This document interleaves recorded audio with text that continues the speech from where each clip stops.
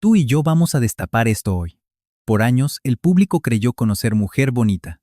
Juraban entender a Vivian Ward, la mujer sonriente, y a Edward Lewis, el trajeado que fue a rescatarla. Pero tras la risa de Julia Roberts y el encanto de Gere, se escondía una historia que los ejecutivos casi destruimos en los estudios. Detrás de cámaras, el ambiente era mucho más oscuro, crudo, y para los actores, silenciosamente devastador. Como analistas sabemos que los momentos clave jamás debieron salir a la luz, ni comentarse. Esta es la versión que Disney nos ordenó ocultarte. Antes del cuento de hadas, teníamos en el escritorio algo totalmente distinto. El guión original de J.F. Lawton se titulaba 3000. Para nosotros no era un número poético, sino comercial. Era la tarifa exacta que Edward pagaba por una semana de la vida de Vivian.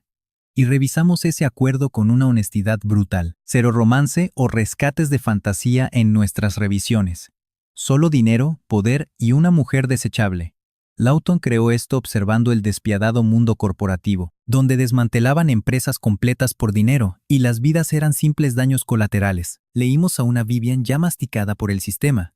No brillaba por Beverly Hills, apenas lograba sobrevivir en las calles. La adicción, humillación y su frialdad emocional no eran detalles menores, sino elementos centrales. En los borradores, Edward no era un incomprendido.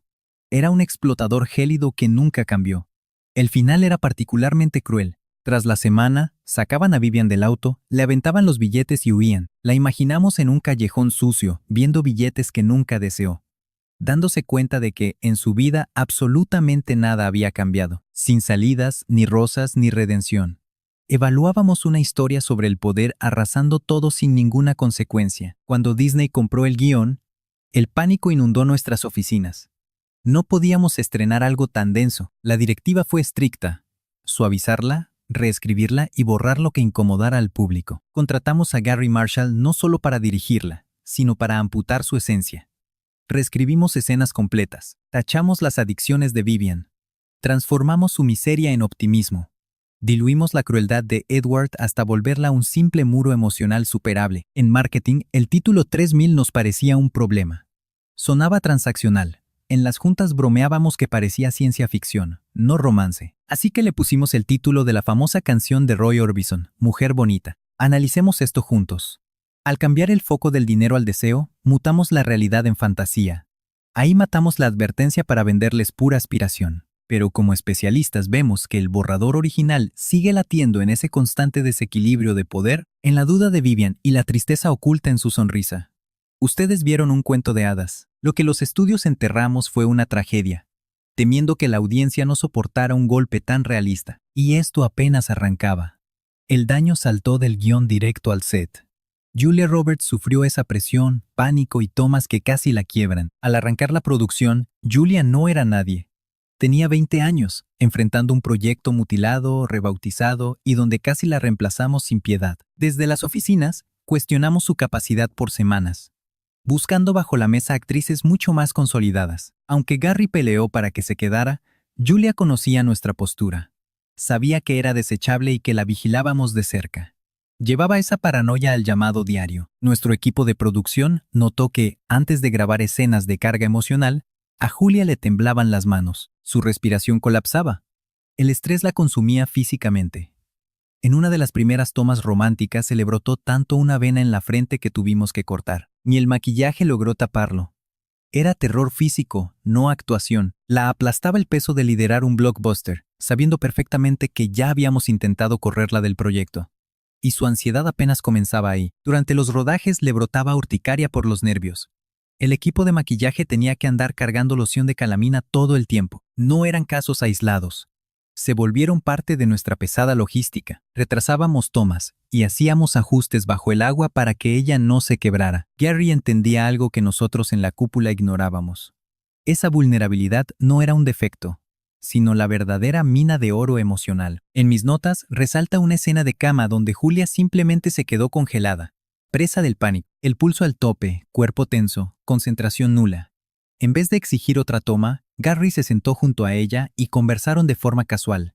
Nada de actuación, puras bromas para regresarla al presente. Cuando tiramos la escena, esa dulzura que la audiencia amó no era actuación. Era puro alivio genuino. En sus contratos, Julia fue durísima. aceptaba el papel de Vivian Ward con la estricta cláusula de no desnudarse jamás ante nuestras lentes. Ese límite era intocable para ella. Más aún considerando los turbios orígenes de la trama. Los productores respetamos eso, aunque la brutal exposición emocional que le exigíamos terminó siendo 1000 veces peor que quitarse la ropa. Cumplió 21 años en la filmación. Lo celebramos en un callejón mugroso con un pastelito y champaña barata, obligándola a volver de inmediato al trabajo. Tú y yo sabemos la cruel ironía. El pánico que aterraba al estudio fue justo la magia que destrozó la taquilla. Su voz temblorosa y la guardia alta, demostrando que Vivian no tenía idea de su verdadero valor en esta industria. Ustedes y yo sabemos cómo opera Hollywood. Fueron decisiones premeditadas. Julia Roberts no fingía sentirse abrumada por este mundo. Nosotros le hacíamos vivirlo en cada escena. Mientras ella intentaba no hundirse, nuestro set de grabación se volvía silenciosamente un lugar donde todo el control desaparecía. Las reglas del rodaje se rompían. Dejábamos que los momentos degeneraran en un caos intencional. Entre bromas pesadas, dolor real y escenas que cruzaron la línea, Gary Marshall exigía pura espontaneidad en el plató. Creía firmemente que si nuestros actores se sentían muy cómodos, la magia desaparecía. Por eso los interrumpíamos sin parar. Lo que la audiencia interpretó como encanto, nosotros sabíamos que nacía del más puro agotamiento, de nuestras sorpresas y de empujar esa línea invisible entre dirigir y causar daño emocional. Uno de los secretos más famosos nunca estuvo en nuestros guiones. Durante la clásica escena de las joyas, cuando Edward le muestra a Vivian el collar, ella se inclina. En ese preciso instante, Richard Gere le cerró la caja golpeando sus dedos. Ese susto y su carcajada no fueron actuación. Los provocamos nosotros. La reacción funcionó tan perfecto que Marshall, sin dudarlo, ordenó que fuera la toma definitiva. Lo que nadie en los cines sabía era la tremenda tensión real que vivimos. Ese collar no era utilería, era una joya de verdad valuada en $250,000. Teníamos guardias armados detrás de las cámaras respirándonos en la nuca, vigilando cada detalle, un solo error nuestro, que la cajita cayera, y nos hubieran cerrado toda la producción al instante. Un chistecito casi nos provoca un desastre financiero monumental. Pero déjenme contarles que la escena de la bañera nos salió todavía más cara. Para lograr esa espuma perfecta en cámara que soportara nuestras luces del set, a los defectos se les ocurrió llenar la tina con detergente industrial. Tras horas filmando, la piel le ardía horrores. Los químicos le arrancaron el tinte rojo del cabello, dejándole parches que nos obligaron a parar el rodaje entero para arreglarlo. Pero su tormento físico no paró ahí. Mientras ella se sumergía aguantando la respiración para una toma, nosotros, el equipo completo, incluyendo a Jere, salimos del set en absoluto silencio para jugarle una broma. Al salir del agua lista para actuar, estaba totalmente sola. Su confusión y nuestras risas fueron 100% reales. Fue nuestra forma retorcida de liberar toda esa presión, dolor y estrés acumulado. Algunas secuencias las empujamos a un realismo bastante perturbador. Ya hacia el cierre de la cinta, Edward se va a los golpes contra su abogado. Nuestro director les prohibió a los actores coreografiar esa pelea. Les exigió que reaccionaran por puro instinto animal, y vaya que lo logró. Jere azotó a Alexander contra nuestra mesa con una brutalidad tal que hasta le terminó aflojando una corona dental. Tuvimos que frenar todo, pero nos quedamos con la toma. Esa ira descontrolada fue exactamente el corte final que llegó a los cines. Hasta las secuencias que vendimos como puro romance estaban manchadas por nuestra ansiedad. A Julia le costaba muchísimo relajarse bajo las luces. Su risa casi siempre nos sonaba muy forzada y tensa, así que usábamos la distracción para romper esa barrera. Bromas, sustos, interrupciones, hacíamos cualquier cosa para desestabilizarla frente a cámaras. Esa magia que sintieron al ver a Vivian reír, nosotros la construimos a base de pura inestabilidad calculada. Detrás de esa joya de Hollywood que ustedes adoran, operábamos un set alimentado totalmente por el riesgo. Cambiamos la seguridad por la improvisación cruda. Cazábamos sus emociones antes de que las asimilaran.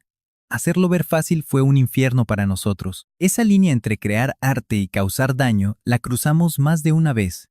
Y conforme avanzaba nuestro rodaje, otro gran problema nos estalló en la cara. Aquí es donde las cosas se complican. Acompáñenme. Teníamos un final que casi entierra la película. En pleno rodaje ni nosotros sabíamos cómo terminaría esto. Filmábamos a ciegas, con el desenlace flotando en el aire mientras los productores se mataban discutiendo y reescribiendo a puerta cerrada. Ya habíamos descartado el guión oscuro, pero encontrarle un reemplazo nos resultó muchísimo más complicado de lo que Disney imaginaba. Cada versión que probamos en las salas fracasaba. La gente detestaba nuestra crudeza, exigían un respiro. Los primeros guiones alternativos intentaron darnos un punto medio. Filmamos una donde Edward arranca su auto. Duda un segundo y voltea, dejándonos con un futuro completamente al aire y sin resolver. En otra versión, hicimos que Vivian se marchara sola, supuestamente más fuerte por la experiencia, pero separada de él. Estos cortes eran menos agresivos que nuestra idea inicial del callejón, pero igual se hundieron. Las audiencias de prueba nos destrozaron con quejas y pura decepción. Ahí fue cuando los ejecutivos entraron en pánico. Estábamos a nada de espantar exactamente a los millones de espectadores que queríamos atrapar. En el ojo de nuestro huracán estaba el director. Él entendió que nuestra mina de oro ya no era la crítica social, sino esa fuerte conexión emocional. Vivian ya no era un personaje sombrío. La gente exigía verla protegida y valorada. Marshall se encerró en su oficina con hojas en blanco y reescribió el final con sus propias manos, matando cualquier ambigüedad. Así armamos nuestra famosa toma en la escalera. Edward no manda dinero. El tipo simplemente no desaparece. Lo hicimos regresar a plena luz del día, trepando hacia ella en lugar de huir. Ese mensaje oculto fue totalmente a propósito. Obligamos al magnate que lo compraba todo desde las sombras a ensuciarse las manos, a tragarse su orgullo y arriesgarse al ridículo absoluto. Esa brillante línea, donde ella nos dice que lo rescata a él, le dio un giro total a nuestra historia. Ya no vendíamos el cuento de salvar a la chica, sino un rescate mutuo. Pero, entre nosotros, grabar esa parte fue un verdadero infierno. Nos tomó muchísimas tomas por culpa del ruido de la calle. El traje finísimo de Gear terminó asqueroso de tanto trepar esos fierros. Julia se andaba resbalando con los zapatos, y la música escandalosa de los vecinos se nos metía por los micrófonos en cada corte. De repente, unas palomas cruzaron volando justo por el medio del encuadre. Nuestro equipo técnico siguió ajustando y midiendo, aferrado a conseguir ese final. Al leer el último guión, Julia rompió a llorar. No por el romance, sino porque validaba cada pesadilla que aguantó en el set. Los ataques de pánico, el terror a ser despedida, el cansancio. Todo cobró sentido. Ese cierre rescató la taquilla y consagró su actuación. Pero aquí es donde tú y yo debemos prestar atención. Aunque el montaje quedó cerrado, los ejecutivos no soltaron el control. Fabricaron otra Pretty Woman, un producto diseñado solo para vender humo a nivel mundial. Al terminar Pretty Woman, Disney no lanzó una simple cinta. Nos empaquetó una fantasía irreal, y como toda gran mentira corporativa, exigió recortes, censura y muchísimo control. Ese glamour natural que ustedes aplaudieron en los cines era, para nosotros en la industria, un simple truco de marketing basado en una versión muy manipulada. El descaro más grande se vio mucho antes de vender un solo boleto. Ese famoso cartel de Julia Roberts, con botas altas y un vestidito negro, apoyada en la espalda de Richard Gere, hizo historia en la taquilla mundial. Pero era una farsa. El cuerpo impreso en ese cartón ni siquiera era de nuestra actriz principal. Los técnicos contrataron a una doble de cuerpo para posar y luego pegaron la cara de Julia en postproducción. Hasta retocaron la ropa. Su cabello gris natural fue pintado de oscuro buscando vender pura juventud en la imagen. Vendíamos perfección plástica, no verdades. Esto solo reafirmó esa vieja maña del estudio de que hasta su estrella necesitaba arreglos urgentes. Esa misma paranoia corporativa golpeó varias decisiones de producción. Desde nuestra oficina vimos cómo Ferrari y Porsche rechazaron rotundamente salir en pantalla. Les aterraba asociar sus costosos autos con el trabajo sexual. Lotus aprovechó y nos prestó un Esprit plateado. En cuanto la cinta llegó a cines, las ventas de ese coche volaron. El asco moral de unos fue la mina de oro de otros. Comprobamos que Pretty Woman era una gigantesca máquina de hacer dinero. Síganme en esto, porque rodar fue un infierno. Grabamos vitrinas de Beverly Hills y hoteles de lujo robando planos en calles reales, sin un solo permiso. Nuestro equipo tiraba las tomas rápido y en silencio. A veces teníamos que salir corriendo antes de que nos cayera la policía. Ese lujo impecable que ven en pantalla, en realidad lo grabamos sudando frío, al límite y sin red de seguridad. Hasta los extras estaban dirigidos para crear un universo falso de paz absoluta. El mesero que rescata a Vivian con los caracoles dice, pasa todo el tiempo. Como expertos sabemos que Gary Marshall obligó a ese actor a repetir el diálogo en otras cintas, armando a propósito un rincón de Hollywood donde el ridículo no duele y todos son amables. Nada fue casualidad. Marshall apostaba a que el espectador rogaba por pura compasión y alivio. Mientras la cinta arrasaba en la taquilla mundial, nosotros presenciamos cómo maquillaron los orígenes turbios del guión. Ese cierre trágico original simplemente desapareció. Anularon la ruina de Vivian. Cambiaron aquel sucio callejón por rosas rojas. Y el dinero sucio por amor puro. Enterraron el drama bajo un cuento de princesas tan rentable que nadie en Hollywood quiso preguntar qué cadáveres escondía la alfombra. Ustedes se enamoraron del producto que los ejecutivos consideraron seguro para vender. Pero siendo muy honestos, entre tanta manipulación de la industria, algo real sobrevivió. Ese pánico genuino en los ojos de Julia. Su sonrisa temblando frente a la cámara. Fue humanidad pura burlando la censura del estudio. Pretty Woman es un clásico. No por su falso encanto, sino porque jamás logró esconder sus cicatrices por completo. Ahora que tú y yo destapamos los secretos del set, ¿qué mentira de Pretty Woman te dolió o sorprendió más? ¿Ese final oscuro que censuramos? ¿O el estrés brutal que sufrieron en grabación? Déjame tu opinión allá abajo en los comentarios. Si te atrapó esta autopsia a las peores pesadillas y secretos ocultos de la industria del cine, dale a me gusta, suscríbete y prende la campana. Nos vemos en el próximo set.